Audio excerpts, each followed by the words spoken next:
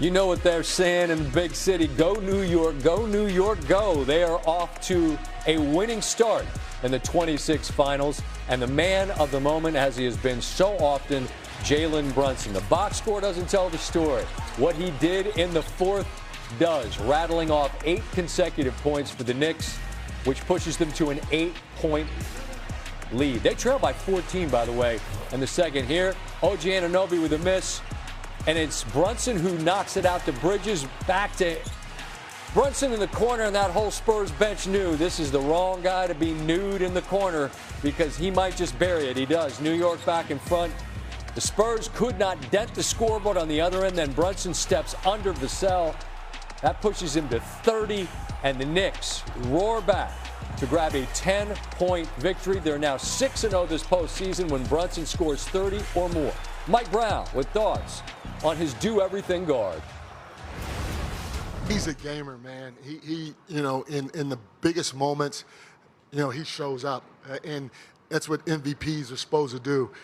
We put the ball in his hands. We said we were going to live and die with him. And he went and he got it done for us. And that's happened time after time after time after time. He got to his spots, and he made plays. Tim Legler joins us now from courtside in San Antonio on a night, Tim, where at times each side looked exhausted. The level of physicality was high. The night, for the box score perspective of Jalen Brunson, might not have been great.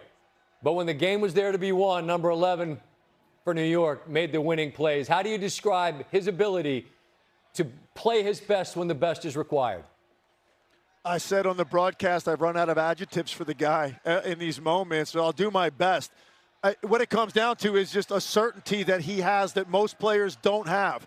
He's one of the rare players that under those circumstances, everything narrows for him. His focus narrows, his ability, I think because he's more of a grounded player. He's not a player prone, to playing vertical or playing, supersonic speed downhill. He's going to be under control, on balance, use his strength, his craftiness, his touch, to get what he wants, and he controls those possessions, really, I think, unlike any other player in the league. So, yes, 12 for 31, not the kind of night he wanted to have. None of it matters because he got to his number, and most importantly, when that time in the game came to end it and deliver and to control it, Jalen Brunson was the guy that separated himself from everybody else on the floor. Speaking of numbers, if I look at Josh Hart, I could say, well, he scored 3 points. That's not a lot.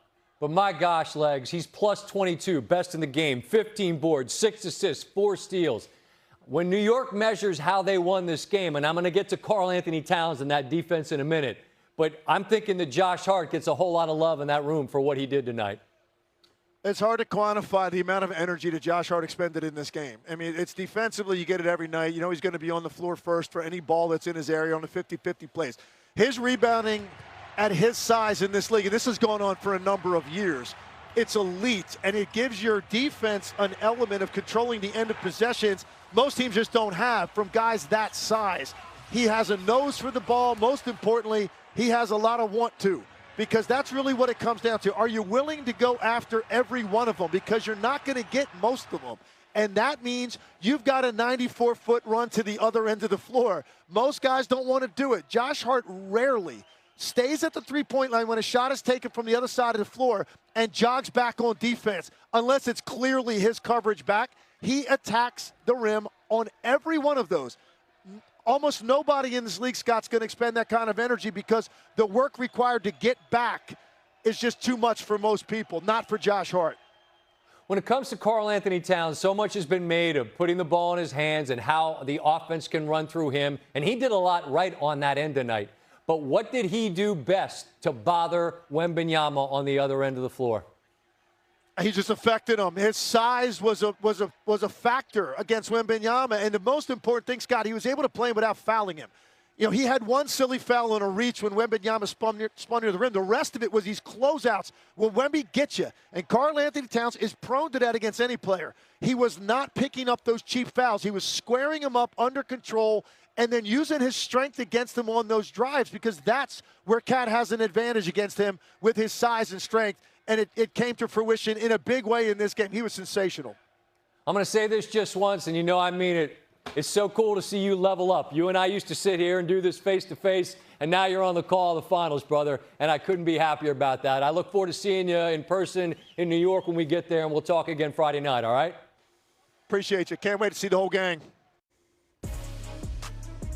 As you might surmise, the Knicks, who entered Game 1 as a plus 155 underdog for the series, are now a minus 140 favorite to win the title. But this is a note Stanford Steve brought to our attention. Each of the last 3 teams to win Game 1 of the finals on the road has lost the series. The last team to win in that scenario more than 20 years ago, the Detroit Pistons. Jeremy Lin is back. We love to talk about adjustments. I'm looking at the box score.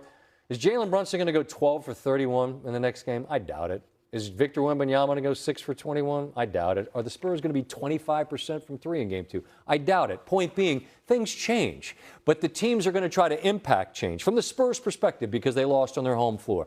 What would be their focus, do you think, in terms of doing something different on Friday night? The focus for sure is the second half where they were minus 17. But specifically, even in the fourth quarter, I didn't love the late game offensive game plan. Meaning what? It was too much Wemby ISO. It just seemed like everything was difficult, everything was hard, everything was contested. Can we get him in more spontaneous, impulsive actions? Can we get him in some pin downs? Can he set more screens? Can guards come set screens for him?